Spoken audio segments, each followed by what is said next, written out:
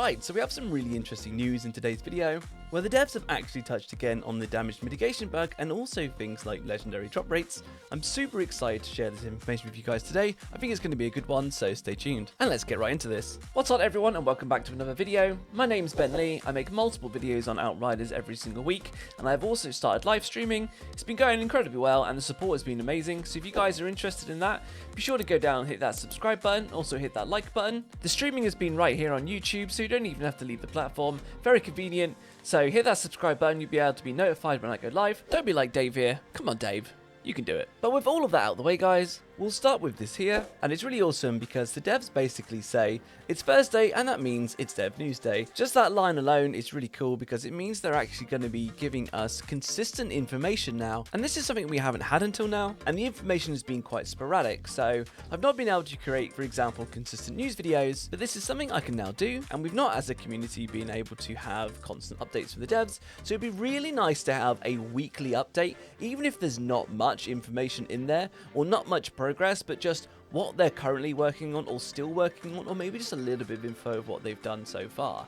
So with this, they first say, hello everyone, before we get into today's news, I wanted to touch on the community news scheduling. We've been active in the community every single week since long before launch already, but we've never properly outlined specifically when you should be able to expect news by, which has left confusion on occasion. To make it perfectly clear, for the foreseeable future, we aim to provide news in the form of a thread or thread update, such as this one every Thursday as a minimum. We/I will still be active in threads and will provide responses or perhaps shorter news updates on other days, so please do treat the Thursday Dev News check-in simply as the main, but not exclusive, touchpoint for when you can next expect to hear something significant. That might be, for example, news of a patch release or a larger discussion as to what is currently going on. And then this is also really interesting. They say, first things first, we have not done a good enough job explaining or surfacing certain mechanics and decisions in-game to players. I do agree with that, and I like the fact that they've said that. To that end, I am planning to, over the coming weeks, create a series of threads that will shed a bit more light on how certain systems are designed to work in Outriders. I'll also make sure that these threads are shared via in-game newscast system, which is when you load up the game, so you won't miss them. My hope is that a more widespread and better understanding of these mechanics will make the game more fun to you, but will also help us identify key pain points more accurately.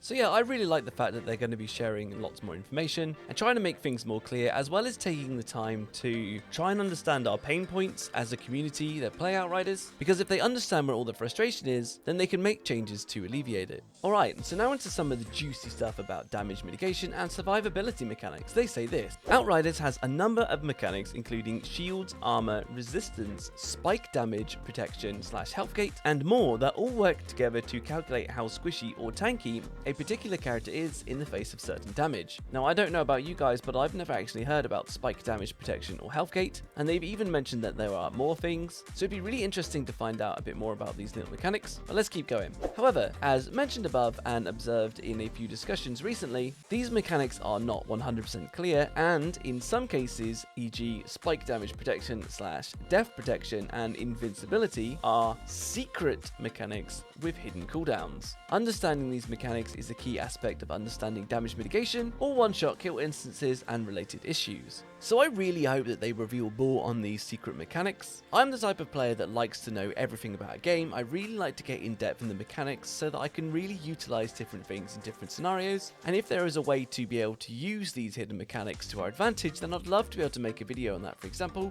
to be able to show you guys these kind of little things. Now, I'm not saying I'll be able to make your characters invincible or anything, but I would love to be able to understand this anyway. But it does sound like there is a lot going on under the surface, so I can understand a little bit that this damage mitigation bug, even though they've said that they've patched it, might not be fully fixed. And I did put up this on my community page just a couple of days ago, and basically asked you guys if you've noticed anything, if you think it's fixed or not fixed, and this is what I got. Out of 551 votes, only 44% of you said that it fixed the problem for you, and we had 35% say that it's not been fixed. So a bit of a mixed bag there, and I've also seen on Reddit there are people posting about getting one shot, so I don't believe that it's fully been fixed yet.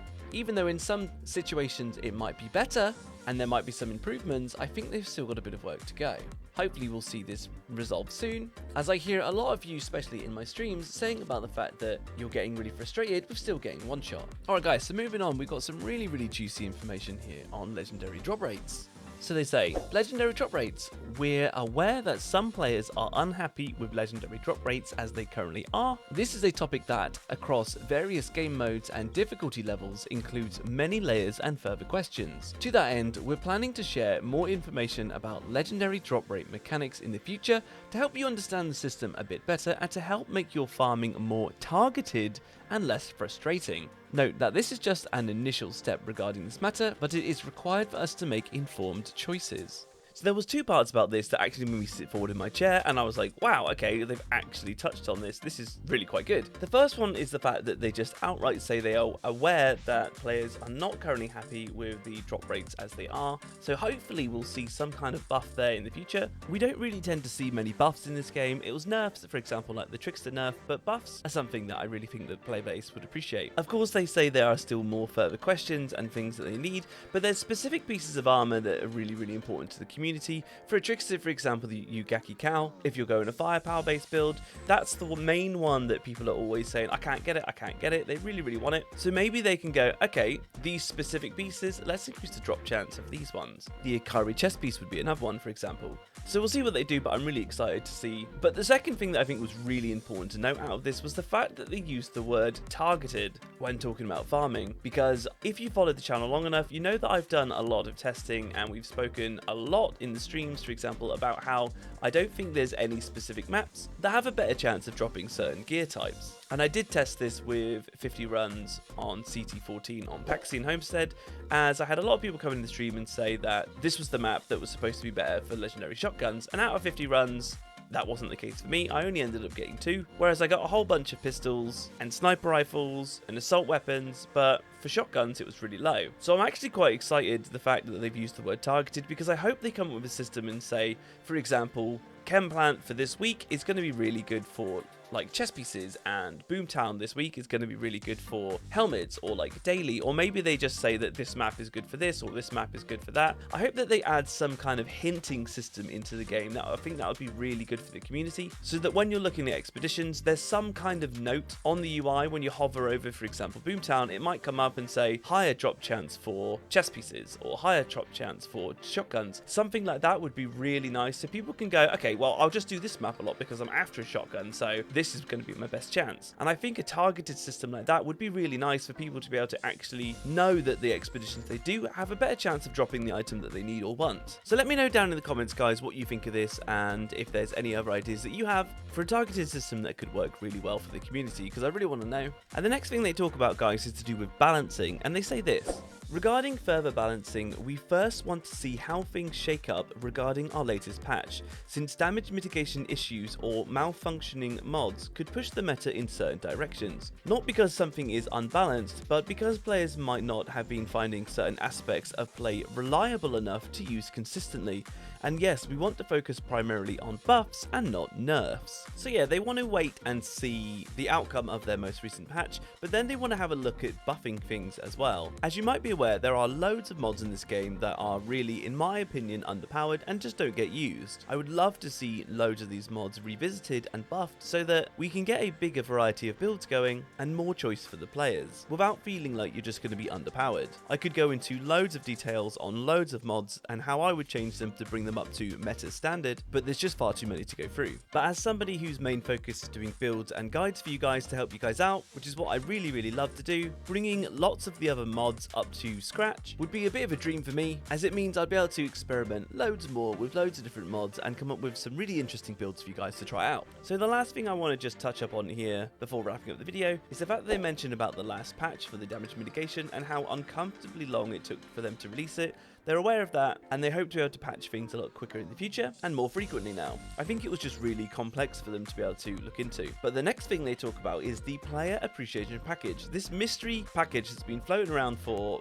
over a month now, I believe, but it should be finally coming. So they say this is currently undergoing testing, and I will share more news around this as soon as we have confirmed a live date. The tech for this package is based on the restoration script we used, but needed additional coding, as we are, for example, attempting to ensure that players would only receive a legendary weapon that they previously did not obtain. So this is a really cool approach to this, so that people can have a legendary that they've not got, and hopefully, for example, if you haven't got a death shield, you'd be struggling to get it, maybe you'll end up with one, which would be really cool. However, what we don't know about is what happens to somebody who has, for example, all of the legendary weapons. Is it just going to be a random one? We don't know, and I guess we'll find out later. Just want to shout out for the Discord that we've got going. There's an absolutely amazing community going on there. It's completely free. The link will be in the description if you fancy joining it. There's loads of people in there offering advice with their builds, as well as doing free carries for CT climbing. So a big shout out to you guys. Keep up the good work. You're doing absolutely amazing, and thank you so much. Love you to pieces. And if you want to check out more, come check me out on the stream. I stream right here on YouTube.